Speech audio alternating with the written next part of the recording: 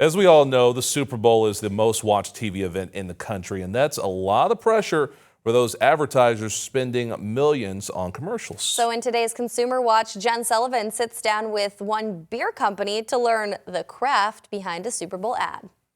When it comes to Super Bowl commercials, why didn't they invite us? Well, we're salty. The competition to win your attention may be just as fierce as the competition on the field. When you talk about the Super Bowl, the pressure is always high. Ricardo Marques is the vice president of marketing for Michelob Ultra, one of the many beer brands that's owned by Anheuser-Busch. This year's ad is called the Ultra Instructor, featuring big names like Kurt Russell, Strapped in.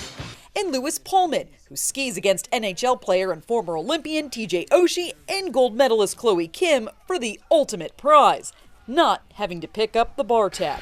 Here we have the opportunity to connect with an audience of 100+ million consumers. Last year, more than 127 million people on average in the U.S. tuned into the Super Bowl, according to Nielsen. It's consistently the most watched event on television every year.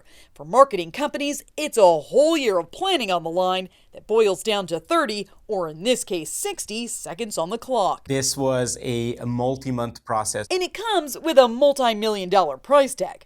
NBC, which is carrying the big game this year, says some companies are paying upwards of $10 million for a 30-second spot.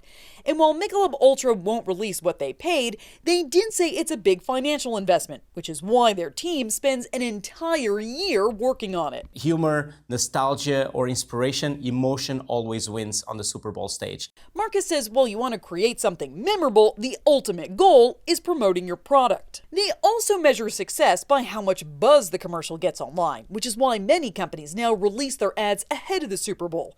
And Monday morning, it's back to the drawing board to come up with next year's big idea.